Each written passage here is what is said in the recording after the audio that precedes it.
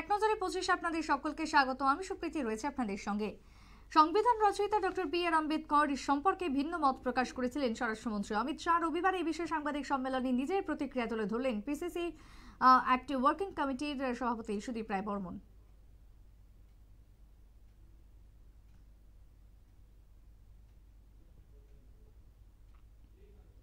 আন্তর্জাতিক সমবায় বর্ষ উপলক্ষে রবীন্দ্র শতবার্ষিকী ভবনে অনুষ্ঠিত হলো সমবায় সম্মেলন। উদ্বোধন করলেন কেন্দ্রীয় স্বরাষ্ট্রমন্ত্রী তথা সমবায় মন্ত্রী অমিত শাহ। উপস্থিত ছিলেন মুখ্যমন্ত্রী প্রফেসর ডক্টর মানিক সাহা, সাংসদ বিপ্লব কুমার দেব সহ আরো অনেকেই।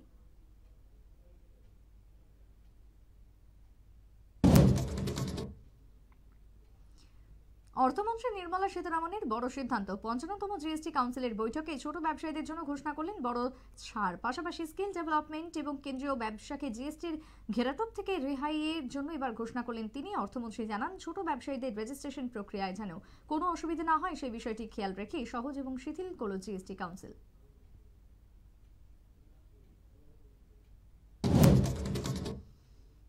ভারত এবং অস্ট্রেলিয়ার মধ্যে চতুর্থ টেস্ট শুরু হবে ২৬ ডিসেম্বর থেকে। বর্ডার গাভাস্কার সিরিজের এই match boxing day test match, তার জন্য প্রস্তুত শুরু করে দিয়েছে উভয় দল। গতকাল দীর্ঘক্ষণ নেটে প্র্যাকটিস করেছেন ভারতীয় ক্রিকেটাররা, তবে সেই জায়গায় ব্যাটসম্যানদের অনুশীলনের মাত্রা ছিল অধিক।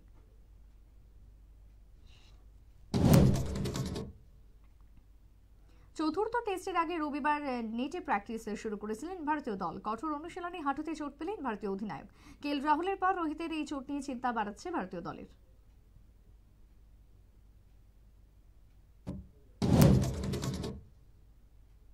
বিশাল সংখ্যক অনুপ্রবেশকারীকে এবার ফেরত পাঠালো ভারত সরকার।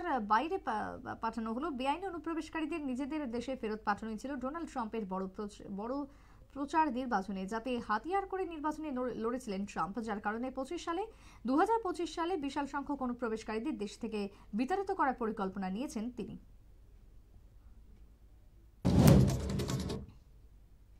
ওয়েনারের বাতুরিতে চলছে সিপিএম এর পার্টি সম্মেলন। সেখানে ভাষণ রাখতে গিয়ে সিপিএম পলিট ব্যুরো সদস্য বিজয় রাঘবান দাবি করেন, ইসলামিক সাম্প্রদায়িক শক্তির সমর্থনে ওয়েনারে জিতেছেন রাহুল গান্ধী এবং প্রিয়াঙ্কা গান্ধী।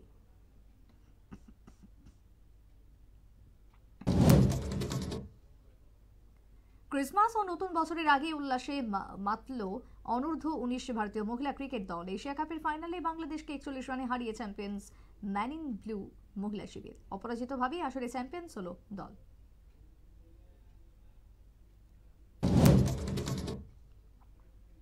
গত 5 আগস্ট ক্ষমতাচ্যুত হয়েছেন শেখ হাসিনা। বাংলাদেশের অন্তর্বর্তীকালীন সরকারের মুখ্য উপদেষ্টা হলেন মোহাম্মদ ইউনূস। এরপর থেকে ভারতের সাথে বাংলাদেশের সম্পর্কে চির ধরেছে, যার কারণে একের পর এক হাস্যকর বক্তব্য এবার উঠে আসছে ইউনূসের থেকে।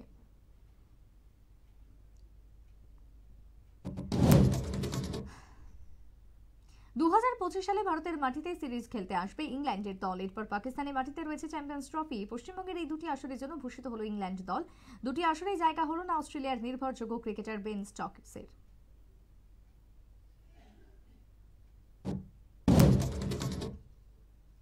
পুলিশের অভিযান কঠোর হচ্ছে দিল্লিতে। বিশেষ করে অবৈধভাবে বসবাসরত বাংলাদেশি নাগরিকদের বিরুদ্ধে অভিযান চালাচ্ছে দিল্লি পুলিশ। ভারত ও বাংলাদেশের মধ্যে সম্পর্কে চির ধরার কারণে এই পদক্ষেপ দিল্লি পুলিশের।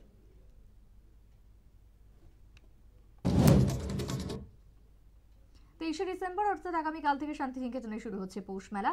ঐতিহ্যবাহী পৌষ মেলাকে কেন্দ্র করে আন্তর্জাতিক মেলায় এই বছর তা পরিণত হচ্ছে না, যদিও কারণ বাংলাদেশের সমস্যা থাকার কারণে সে দেশের কোনো স্টল এবারে পৌষ মেলাতে আসেনি।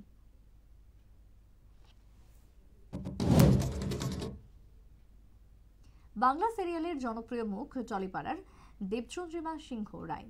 বাংলা সিরিয়ালের গণ্ডি টপকে এবার হিন্দি চলচ্চিত্রে দেখা গেল তাকে। গত কিছুদিন ধরে বন্ধ রেখেছেন সিরিয়াল। বেরিয়ে পড়েছিলেন ঘুরতে, কিন্তু সেখানে বিপত্তি ঘটালেন তিনি। দুবাইতে বেড়াতে গিয়ে 13,000 ফুট থেকে ঝাঁপ দিলেন অভিনেত্রী। তবে কোনো দুর্ঘটনা ছুটি উপভোগ করতেই রোমাঞ্চকর ভ্রমণের অংশ নিচ্ছেন নায়িকা।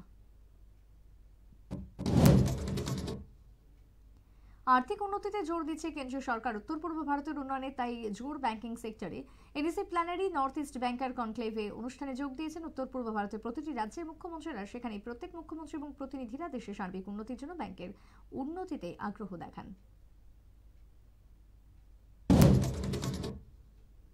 ঘূর্ণাবর্তের পাশাপাশি পশ্চিমী ঝঞ্ঝার কারণে আবহাওয়ার পরিবর্তন হবে গোটা দেশে। 27 তারিখ থেকে 31 তারিখ পর্যন্ত থাকবে পশ্চিমী ঝঞ্ঝার প্রভাব। আবহাওয়া দপ্তর জানিয়েছে, এর ফলে 21টি রাজ্যে বৃষ্টি, তুষারপাত, ঘন কুয়াশা থাকার সম্ভাবনা প্রবল।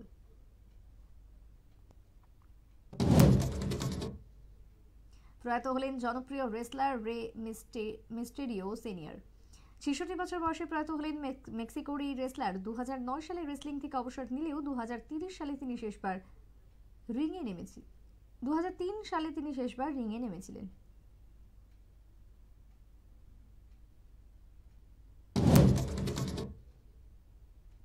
পাঞ্জাবের মোহালিতে ভেঙে পড়ল বহুতলের ধ্বংসস্তূপের নিচে চাপা পড়ে মৃত্যু হলো দুজনের, আহতের সংখ্যা একাধিক।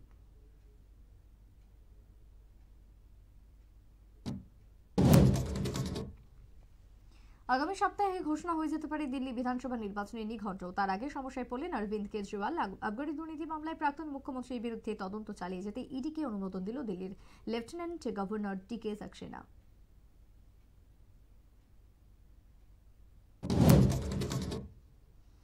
বৃন্দাবনে বিহারী মন্দিরে এবার ভক্তদের জন্য চালু হলো পোশাকের উপর নির্দিষ্ট ফতোয়া। নতুন করে নির্দেশিকা জারি করেছে মন্দির কর্তৃপক্ষ। কষ্ট করে জানিয়ে দেওয়া হয়েছে মিনিস্কার্ট এবং ছেঁড়া ফাটা জিন্স পরে কোনোভাবেই মন্দিরে প্রবেশ করা যাবে না। ঈশ্বর দর্শন করতে হলে ভদ্র পোশাকে মন্দিরে আসতে হবে বলে জানিয়েছেন মন্দির কর্তৃপক্ষ। ক্যানিং থেকে গ্রেপ্তার কাশ্মীরের জঙ্গি জাভেদ মুন্সি। জম্মু কাশ্মীর পুলিশ এবং কলকাতা পুলিশের যৌথ অভিযানে গ্রেপ্তার করা হয়েছে জঙ্গিকে। পুলিশের সূত্রের খবর, কাশ্মীরের নিষিদ্ধ জঙ্গি সংগঠন তেহরিক উল মুজাহিদিনের সদস্য জাভেদ মুন্সি।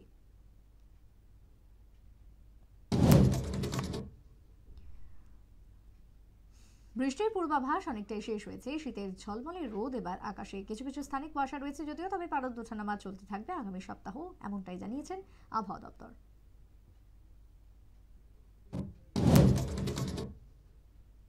বড়দিনের আলোয় সেজে উঠেছে জার্মানির ম্যাকডোভার শহরের দুপাশে বসেছে বড়দিনের বাজার। আচমকাই লোকারণ্য বাজারে বিএমডব্লিউ চালিয়ে ঢুকে পড়ল এক আততায়ী। বেপরোয়া গাড়ি চালানোর ফলে মৃত্যু হলো 5 জনের, আহত হয়েছেন 40 জন।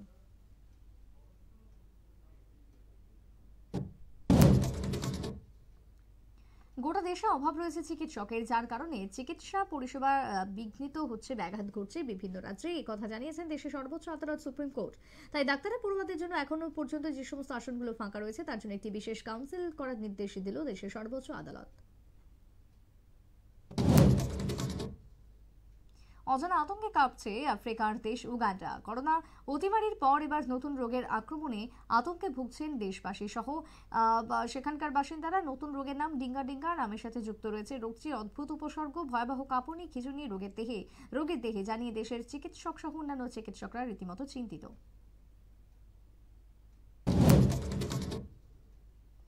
চট্টগ্রাম আদালতে আবারও নামঞ্জুর হলো সন্ন্যাসী চিন্ময় কৃষ্ণ দাসের জামিন। চট্টগ্রাম আদালতে আবারও মঞ্জুর হল না চিন্ময় কৃষ্ণ দাসের জামিন। এরপর আদালতে শুরু হয় সংঘর্ষে আইনজীবীদের সংগঠনের সদস্য আলিফকে কুপিয়ে হত্যা করার অভিযোগ উঠেছিল। এরপর থেকে একে একে তদন্ত কমিটির প্রত্যেক সদস্যরা সরিয়ে দাঁড়ালেন।